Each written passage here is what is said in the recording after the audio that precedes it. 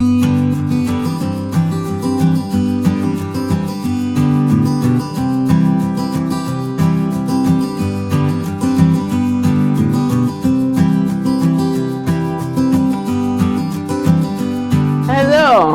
and welcome back to the channel. Well, this is a special occasion. I get to meet a brother in Christ. Yes. And a brother in gardening. Yes. And this is a small garden, but it will yield a lot of fruits. His labor will yield a lot of fruits and vegetables. Right? So, hello, Corey. Hi. It's wonderful to meet you. Yes. And to be here to see what you are doing in your garden. And he had a stroke, the same as me. On the right side, yeah. On the right side, but look at him. He is walking. It shows you the power of prayer and God. Grace, yeah. So, Corey, can you let us know about your garden, how you started, and why you started? Well, I was always, before the stroke, a person that was always go get around, right? So I always loved the garden. My grandfather, who passed away, he was also a kitchen garden, and he used to sell stuff from the garden, like people got breadfruits and lettuce and cabbage and all those different things they want close at hand for eat. And then he like potatoes and sweet potatoes. He will also carry on trips when he go and dig potatoes. And I, being as young and used to call me Hulk, strong, I would go and help assist in the gardening and lifting those potatoes.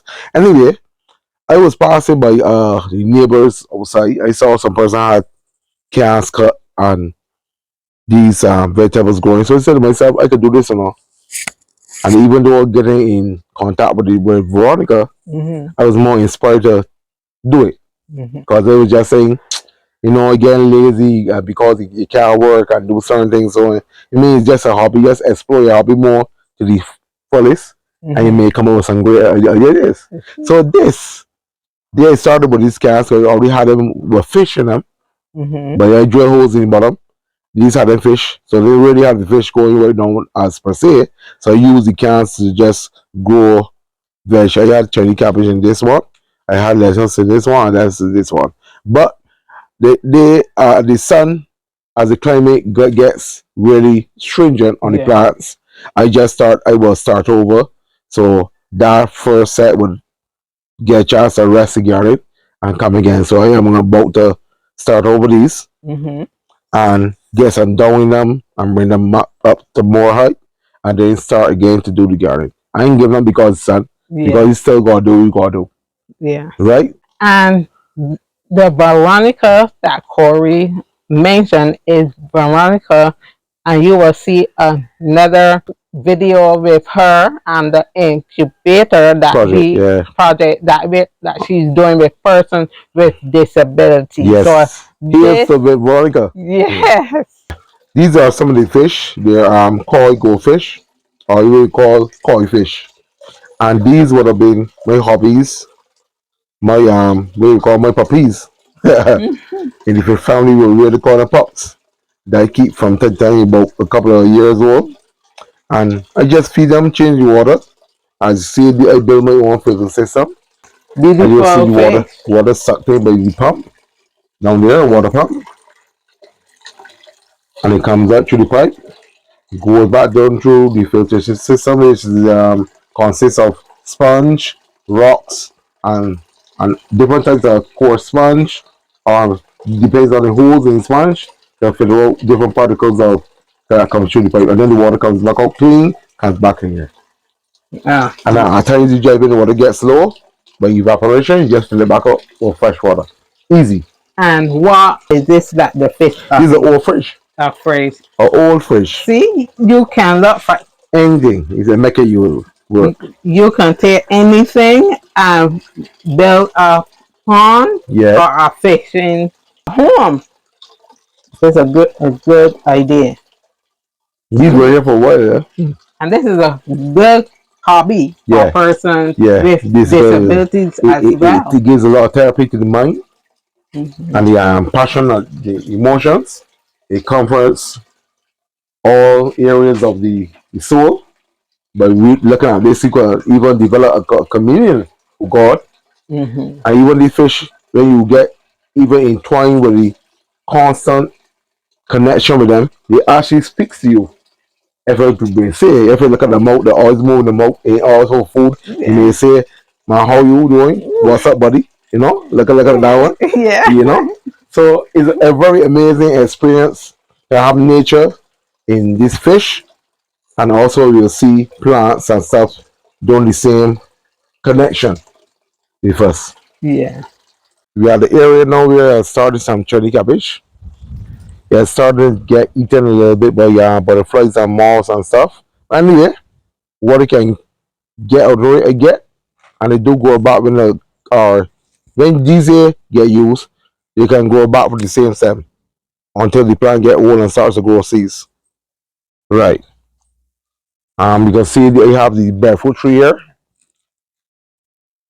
and this too, because of the climate and the weather, is lacking water. Right. There's a little drought in Barbados concerning planting and farming. I think everybody's affected by it, and we do have to bear up in these times and don't give up. This is my little lime tree. It's coming good, although the weather is challenging, as you can see, right? And then got some more drums. I'm trying to get things growing in them there, but not as yet. And as you can see the fridges coming in use. The fridges come into use. The old fridges, we ain't got any old fridge, we want old container that can be used to harvest food and grow food. You can see the fridge coming. There's one here, there's one there. And you see you got some lettuce here in the can. This is red lettuce. But it hasn't red now as yet. I find when you eat it green, it has a little bitter to it, but when it reddens, it's real sweet. Alright, you can move over to this area.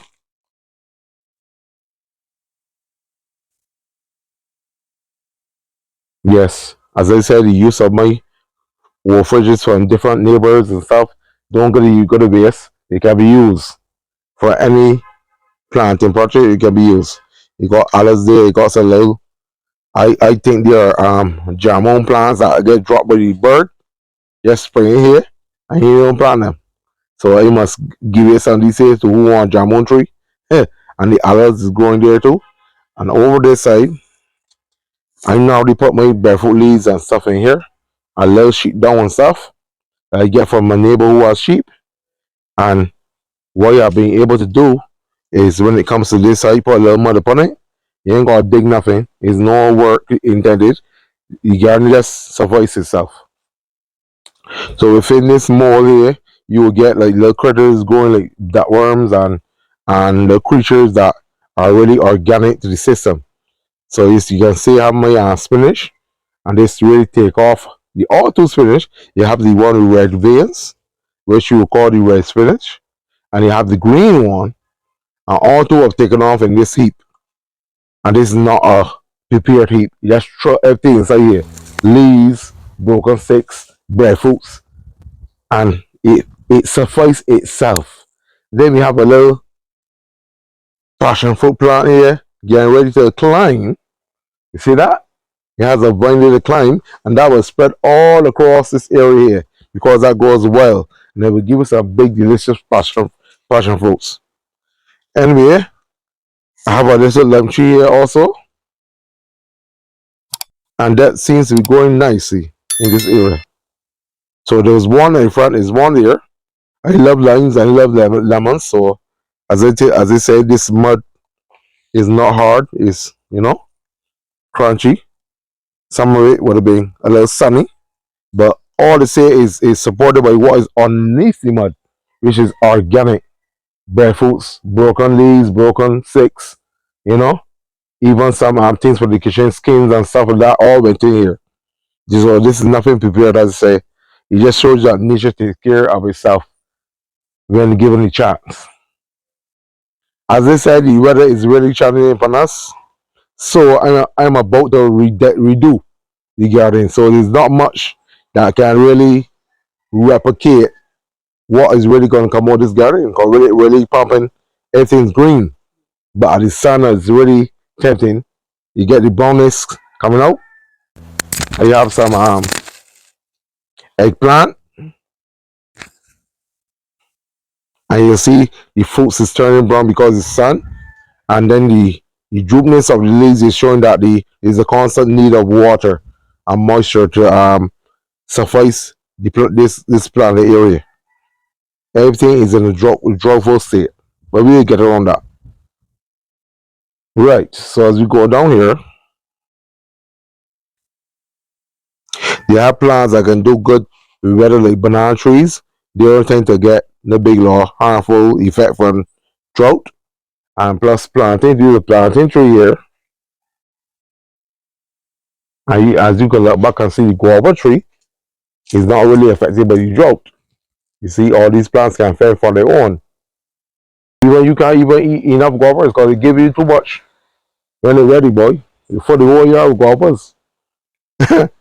Yes, this is a bed here that I am trying to get worked up.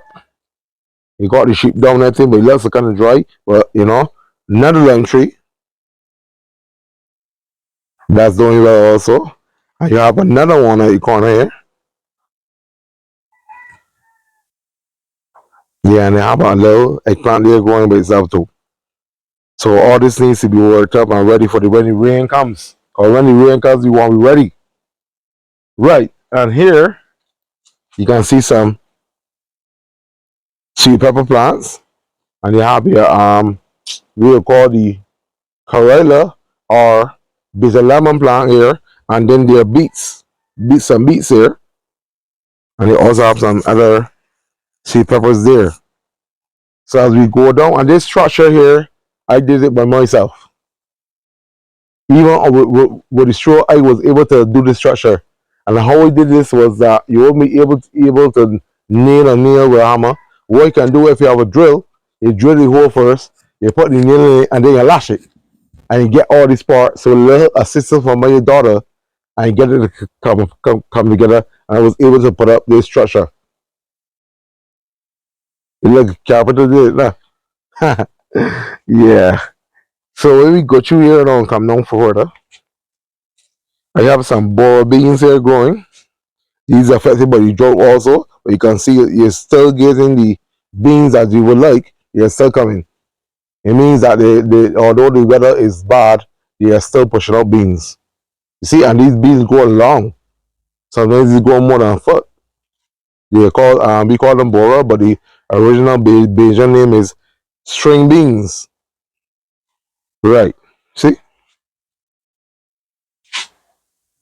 And these are also good to eat for diabetes and stuff like that.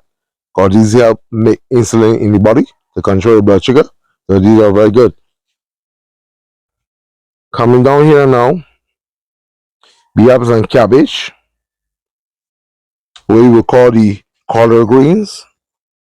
You have some cabbage growing, you can get this and heads coming shortly. And the lemongrass is there. Anybody know lemongrass will know that lemongrass is good for drinking tea, a nice herbal tea. And then we have some kale coming here too. You can pick the leaves that they grow back. That's the good thing about this here. You don't go replant. Everything you pick, the leaf grow back. So you got things coming out here all the time. Frequent, right? And then coming over this, so you have some chive. This grows well. And you keep using it for your seasons. You have some parsley. And you have some pep. What kind of mint this is now? Not peppermint. This is a little mint. Spearmint. Spearmint. And it grows well. This was a little plant and it grew to all this. And it's actually trying to cover up the garden. You have cilantro and you have celery. Sometimes you can't even tell the difference, but the leaf shape is a lot difference between all parsley, cilantro, celery. And you have your sweet peppers here. See, you got one here coming already. And then you have some other spices. You have your cinnamon, your basil, right? Basil, your cinnamon basil, you have your lemon basil there. So that's about it for the garden. But as I say, we are refurnishing to come again. So there will be a part two with this garden to come. And I hope that we can all join in the happiness and joy that gardening brings despite your disabilities. So as I was saying, the gardening is very nurturing to the person with a disability. It not only takes away from the constant looking back at themselves and being down and discouraged, but to have that excitement and experiencing growing stuff and seeing it grow from a seed and come up. It tells you that God is love. God is love, and everything takes patience. It's not a fast process. Nothing is fast. So we can thank God for the garden because it has many secrets contained in it. And we just need to put the heart to the plow and don't turn back. Amen. And as you can see, this garden is beautiful because it's touching every part of our body and our health that we need. So we need herbs, we need root crops, we need the limes, we need breadfruit, And and we we need need fresh air. everything. So everything is in this garden, and you can get everything healthy in this garden. And you can notice he's using all fridges. Right. Any old thing that needs to be thrown away can be used. Right. So don't think about your body. Your body is not thrown away because of stroke or some deficiency. Yes. It can be reduced and reused to bring forth what is in it that you couldn't see from the beginning. Yes. So it's a development course. Yeah. You can use anything. Tubs or cans or fridges, can everything, and you can make it, design it the way you want. Back of the fridge grill was used here to protect the plants of being squashed with breadfruits coming down and hitting them. So you see, everything can be used. Yes. Everything can be used and reused. Yes. And reused. So I hope you were inspired. I was so inspired, and I hope that you will find your hobby, you will do your hobby, you will pray to the Lord to help you to start and continue doing your hobby, and you might even inspire someone else to start and just help others, because Corey start and he inspiring others to feed himself and the world. So until next time, keep planting. Happy gardening.